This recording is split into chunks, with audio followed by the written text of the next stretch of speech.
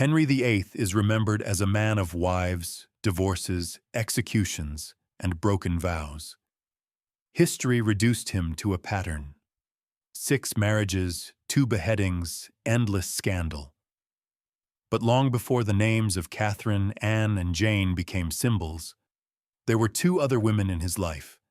Not wives, not queens by marriage contracts, not political prizes for foreign courts, but his sisters, Margaret and Mary Tudor. And their lives reveal something far more unsettling than royal romance or dynastic drama. They show how power uses blood before it uses armies. They were born into what looked like the perfect royal family. Their father, Henry VII, ended the Wars of the Roses and unified England through his marriage to Elizabeth of York, binding together 2 rival dynasties that had torn the country apart for decades. Their children were raised not in fear, but in stability. They were educated, protected, surrounded by music, languages, philosophy, and ceremony. Contemporary accounts describe a household that, by medieval standards, was unusually affectionate. Their mother took an active role in their upbringing. Their father invested heavily in their education, and for a brief moment in English history, royalty looked almost like a family, not just a dynasty. But that illusion collapsed early. Death moved through the household with the quiet certainty of the era. Siblings died in infancy. Their older brother Arthur, heir to the throne, died at 15. Their mother, Elizabeth of York, died in childbirth. The family that symbolized peace became a portrait of loss. What survived was not warmth, but responsibility. And responsibility, in royal bloodlines, always means sacrifice. And this is only the beginning. If you enjoy thoughtful history, stay with this channel and subscribe. When Henry VII turned away from war and chose diplomacy instead, his daughters became instruments of peace. Treaties were not sealed with signatures alone. They were sealed with marriages. And Margaret, the eldest daughter, became the price of a treaty between England and Scotland. She was 13 years old when she was promised to James IV of Scotland, a king in his 30s. The marriage was not romance, not alliance, not choice. It was policy. Even her powerful grandmother, Margaret Beaufort, opposed it, knowing firsthand what early childbirth did to young bodies. But dynastic logic always outweighs human cost. Margaret crossed the border as a child and became Queen of Scotland before she had lived a childhood.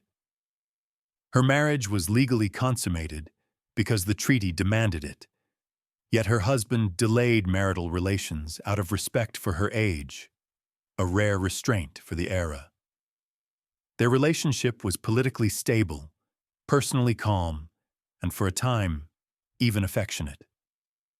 She learned the court, the language barriers, the culture, the rituals of rule. She gave birth to children who mostly died in infancy, a common tragedy of the 16th century.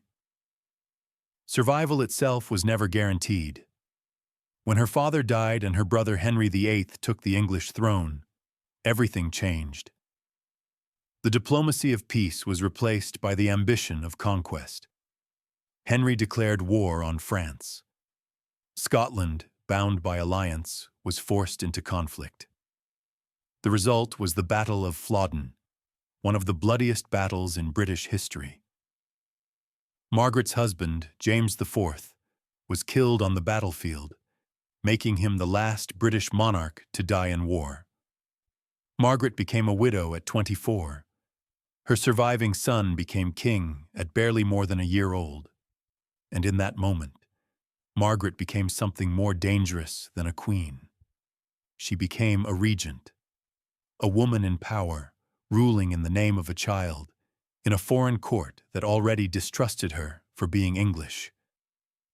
Her authority was fragile, conditional, constantly threatened by rival nobles and political factions.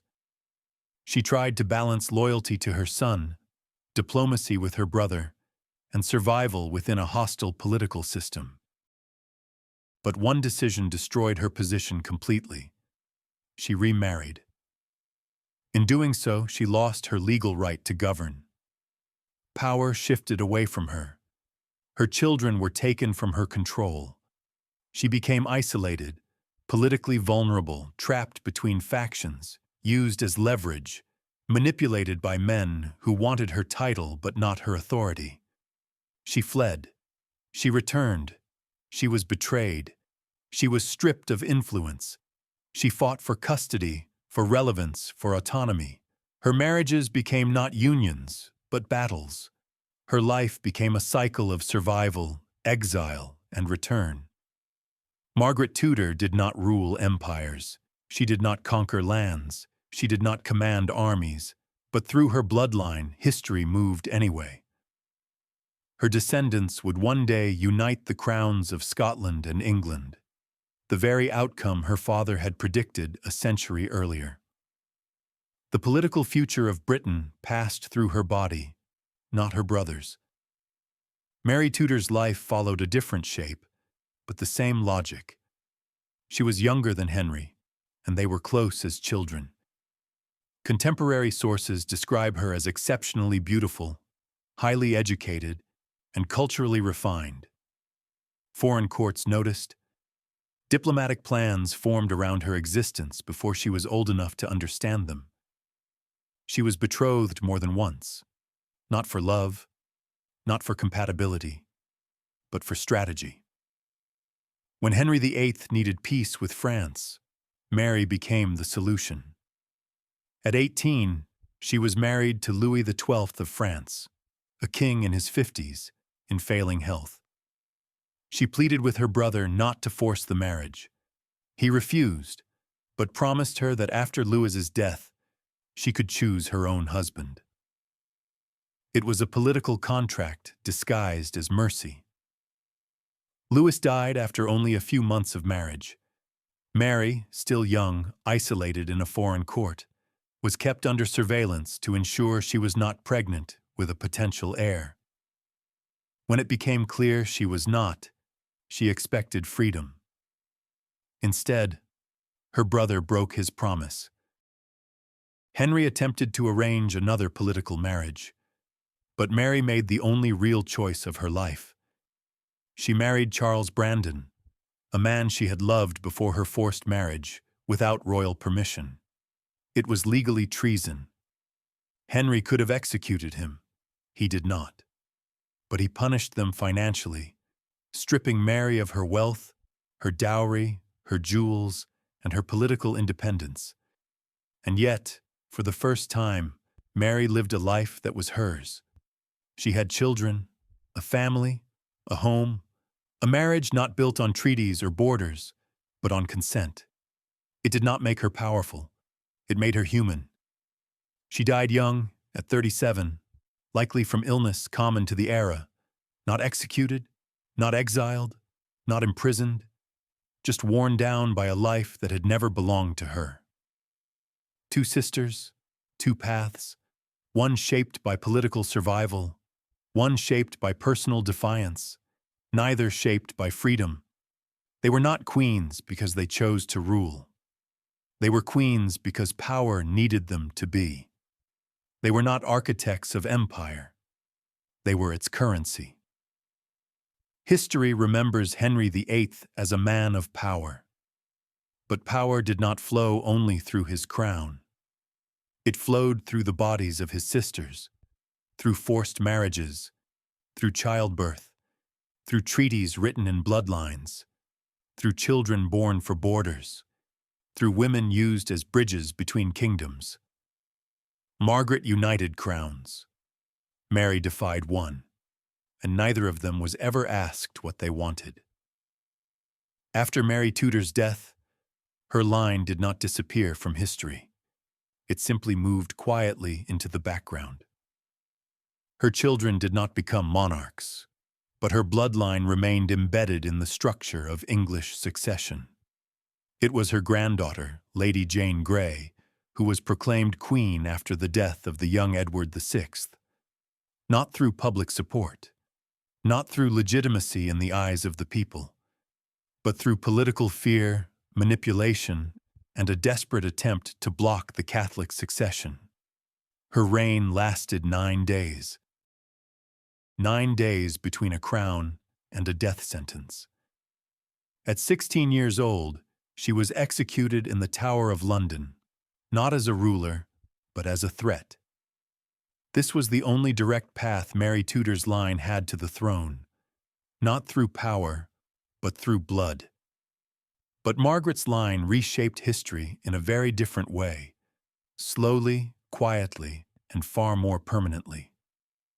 Her son, James V of Scotland, grew up in a world of coups, shifting alliances, and political violence. He learned early that a crown is not authority, control is. His rule was centralized and forceful, built on obedience rather than affection. His marriage to Mary of Guise strengthened the French alliance and further distanced Scotland from England. By the time Margaret died, the last emotional bridge between the Tudor siblings was gone. What remained was only strategy. After James V's death, the crown passed to his daughter, Mary, Queen of Scots, a newborn child. She became queen not by choice, not by merit, but by blood alone. Her entire life would be shaped by lineage before she could even speak. She was not raised as a person, she was raised as a political instrument. And it was through this line, through Margaret Tudor, that Henry's 7th century-old prediction came true.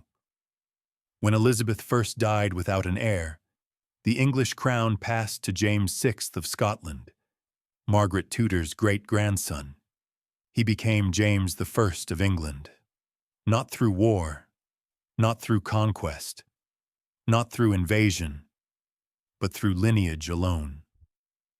The union of the crowns did not come through Henry VIII, not through his sons, not through his marriages, not through his dynastic obsession. It came through his sister.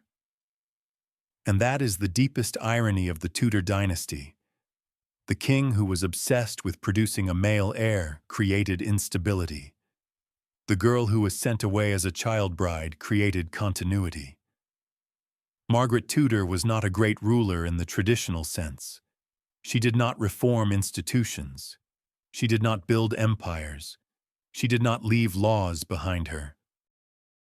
She survived a system that never intended to give her power, and by surviving it, she reshaped it. Henry VIII tried to control history through marriages, through executions, through fear, through dominance, but history moved through inheritance, not force, not through sons, not through crowns, not through spectacle, through daughters, through women who were never asked if they wanted to belong to history. They did not rule the system, they sustained it. And that is why their names are quieter than kings' names, because history rarely celebrates foundations, it only celebrates monuments. Henry VIII is remembered as the central figure of the Tudor age, the king of 6 wives, religious rupture, executions, spectacle, and fear. But when you step back from the mythology, the dynasty does not actually move through him. It moves around him. His son, Edward VI, ruled briefly and died young. His daughter Mary first ruled briefly and left no heirs. Elizabeth first ruled longer, but also died without children. The male line he fought so obsessively to preserve simply ended. What survived was the female line, not through Henry, through his sister. Margaret Tudor's descendants inherited not only Scotland, but England itself. The Stuart dynasty, which ruled both kingdoms, did not come from Henry VIII. It came from the girl who was sent north at 13 to secure a treaty no one believed would matter. That is the structural truth of the Tudor story. Mary Tudor's life followed a different path, not dynastic, but deeply human. She was the emotional counterweight to her brother. Where Henry ruled through control, Mary lived through attachment. Her forced marriage to Louis XII shows how little agency even royal women truly had. Her secret marriage to Charles Brandon shows how rare personal choice was in dynastic Europe, and how dangerous it could be. She paid for that choice financially, politically, and socially, but she kept her marriage. She kept her family. And in an era where women were exchanged like treaties, that alone was extraordinary. Neither Margaret nor Mary lived easy lives. Neither had stable marriages. Neither had political safety. Neither had long peace. But both outlived the roles assigned to them. Margaret became a regent, a power broker, a political survivor in a hostile court. Mary became a symbol of personal loyalty, private resistance, and emotional defiance. One shaped crowns, the other shaped memory. And Henry VIII, for all his dominance, control, and fear, became the most fragile legacy of all. A king remembered not for what he built, but for what he destroyed. His dynasty did not endure through his will. It endured through women he never fully controlled. This is why the Tudor story cannot be told through wives alone. It cannot be told through kings alone. It cannot be told through battles alone. It moves through daughters, sisters, mothers, and grandmothers, through women whose names appear quietly in family trees, but loudly in consequences. Because history does not move through noise. It moves through continuity. And continuity is almost never created by the people who seek power the most. History loves simple stories. Strong kings, weak queens, great wars, great victories, great names. But real history is quieter than that. It doesn't move through crowns alone. It doesn't move through battles alone. It doesn't move through titles alone. It moves through bloodlines, through marriages, through children, through women who were never meant to rule, but ended up shaping the future anyway. Henry VIII believed power was control. He believed legacy was a son. He believed history could be engineered through fear, law, and force. He was wrong, because his line ended, his dynasty ended, his name survived, but his blood did not. What endured came through his sisters, through Margaret's descendants, through Mary's line, through women who were sent away as political tools and became the foundation of kingdoms. Not through conquest, not through violence, not through terror, through continuity, through survival, through time. History doesn't belong to the loudest voice in the room. It belongs to the longest line. And sometimes, the most powerful people in history are the ones who were never supposed to matter at all. Thank you for watching. If you value history told carefully and accurately, consider staying with this channel and subscribing. The past deserves precision as much as curiosity.